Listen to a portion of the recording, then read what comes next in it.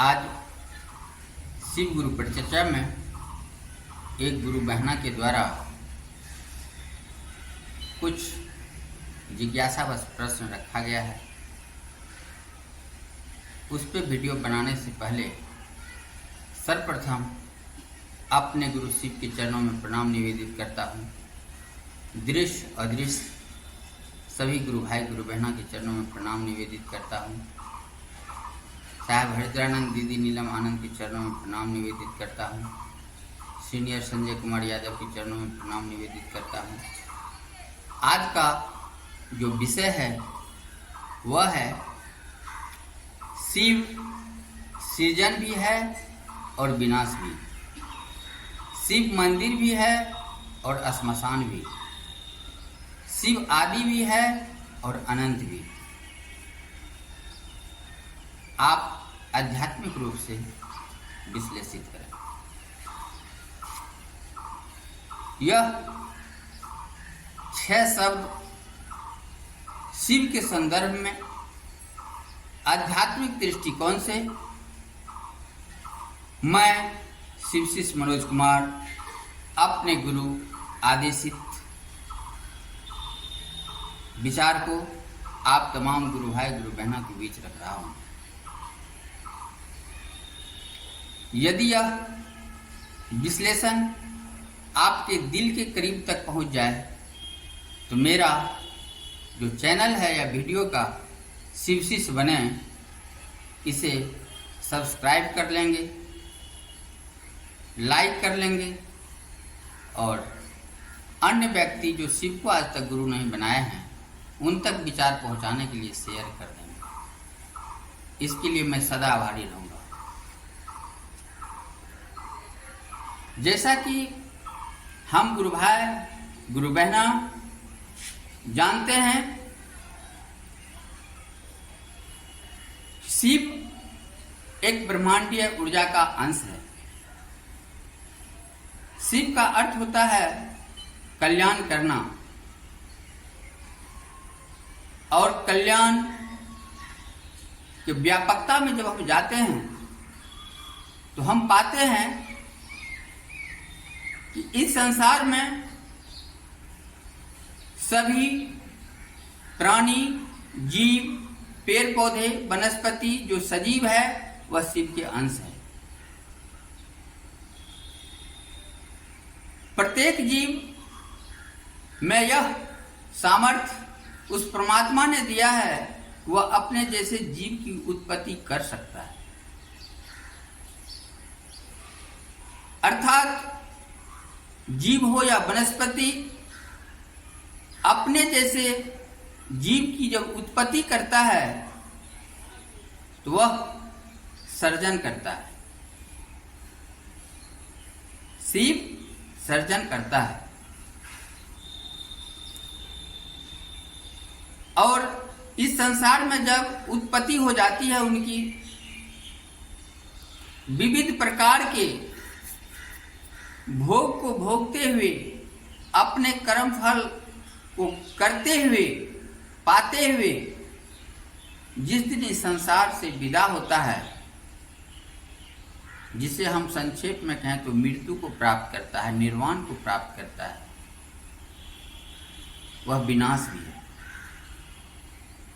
आज हम लोग अगर विचार करें तो संसार में बहुत ऐसे जीव हैं जो मृत्यु ही नहीं हुआ उसका, उस प्रजाति का विनाश तक हो गया, सदा सदा के लिए चला गया।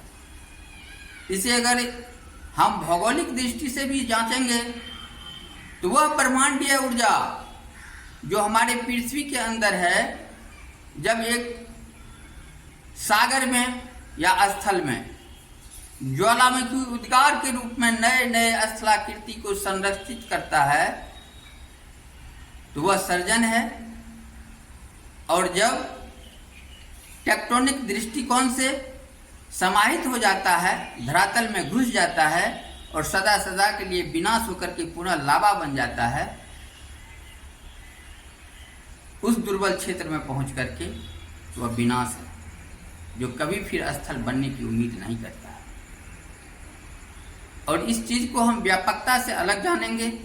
यह सर्जन और विनाश में बैलेंस कैसे है, और वही सर्जन और विनाश आध्यात्मिक दृष्टि से अगर हम देखते हैं तो पृथ्वी को एक संतुलित अवस्था में बनाए हुए रख रहा है। और पृथ्वी पर जो जीव मंडल है, जैव मंडल है, इसमें भी एक बैलेंस बनाए हुए है। इस प्रकार शिव सर्जन भी करता है और विनाश भी करता है। शिव मंदिर भी है और शिव श्मशान भी है। सभी जीवों में उत्तम मानव अपने धार्मिक विश्वास और मान्यता के हिसाब से मंदिर, मस्जिद, गुरुद्वारा, प्रार्थना घर, बौद्ध विहार आदि में जाकर के पूजा पाठ, प्रार्थना, दया की याचना, सिजदा करना आदि क्रिया को करता है। इसी क्रम में समाज जिस व्यक्तिगत या सामूहिक स्थल को इस रूप में चिन्हित करता है और इस क्रिया को अपनाया जाता है कि यहाँ पर वह परमात्मा का अंश उपस्थित है, हम इस क्रिया को आजमाएंगे, दया की याचना करेंगे तो मुझे लाभ मिलेगा, उस शिव से, वह मंदिर है। और यह देहधारी अपने धार्मिक मान्यताओं के अनुसार, विश्वास के अनुसार जब देह को त्याग करता है, अर्थात साकार रूप को त्याग करता है, इस विविध पंथ और धर्म के लोग उसके इस साकार रूप को निपटाने की जो प्रक्रिया अपनाता है, उसके देहिक पार्थिव शरीर को कोई दफन करता है, कोई आग में जलाता है, कोई यूं ही छोड़ करके जीव जंतु के भक्षण के लिए रख देता है। उस जगह को भी हम देहधारी इस रूप में मानते हैं। यहाँ पर भी उस शिव की उपस्थिति है। कोई योगी ध्यान साधना करके उस साधना की शक्ति को प्राप्त करता है, उस महाकाल की शक्ति महाकाली का उपासना करता है और वह सिद्धि को प्राप्त करता है। इस प्रकार श्मशान या कब्रिस्तान भी शिव का जगह है। मंदिर हो या श्मशान, दोनों जगह शिव। अब तीसरा बात है, शिव आदि भी है और अनंत भी। जब से यह ब्रह्मांड की उत्पत्ति हुई, जैसा कि मैंने कई बार अपने वीडियो में कहा है, 13.6 अरब वर्ष पूर्व इस ब्रह्मांड की उत्पत्ति हुई है। उस दिन की बात हो सकता है कुछ लोगों को विचार के लिए दुविधा डाल रहा हो, लेकिन यह प्रमाणित बात हो चुका है कि 380 करोड़ वर्ष पूर्व दुनिया का पहला जीव की उत्पत्ति हुई है। उस जीव में जो उस ऊर्जा का प्रविष्ट हुआ वह शिव का शक्ति है। इस प्रकार शिव आदि शक्ति है और जीव का फैलाव आज हर जगह हो चुका है। वनस्पति के रूप में, जीव के रूप में सजीवता का बोध करा रहा है। इस प्रकार शिव आदि शक्ति है और शिव अनंत भी है। अब हम लोग प्रायः सुनते आए हैं, यह ब्रह्मांड पार ब्रह्म के नाम से भी जाना जाता है। इस ब्रह्मांड की उत्पत्ति कब हुई वह मैंने बतलाया। किस प्रकार हुई उस पर भौतिक विज्ञान शास्त्री बहुत सारे थ्योरी को लाया है। उस थ्योरी की ओर भी मैं आप सबों के विचार के लिए छोड़ता हूं। यह आदि शक्ति से प्रकट हुआ और आदि शक्ति के रूप में एक दिन अंत भी होगा। लेकिन जब अनंत है तो एक प्रकाश की गति 3 लाख किलोमीटर प्रति सेकंड है और एक साल में जितनी प्रकाश की गति हो सकती है, एक साल में जितनी दूरी तय कर सकती है, उसे हम प्रकाश वर्ष कहते हैं।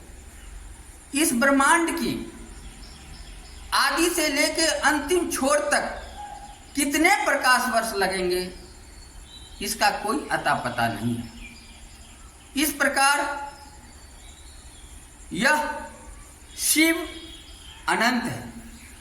आध्यात्मिक दृष्टि से इस ब्रह्मांड के हर एक कण जो शिव के इच्छा के अनुसार एक जगह से दूसरे जगह चलायमान है और यह कल्याणकारी ऊर्जा कहीं सर्जन का काम कर रहा है, कहीं विनाश का काम कर रहा है, कहीं मंदिर वाले जगह पर लोगों को अपनी प्रकटता का एहसास कराता है, कभी श्मशान में अपनी प्रकटता का वो एहसास कराता है, कभी आदि शक्ति के रूप में हम लोग उसे उपासना स्थल पर याद करते हैं और लाभ लेते हैं और यह शक्ति अनंत है। इस प्रकार शिव अनंत भी। इन सारी चर्चाओं को अंतरिक्ष सम्राट को मैं संप्रेषित कर रहा हूँ। शिव से मनोज कुमार का प्रणाम।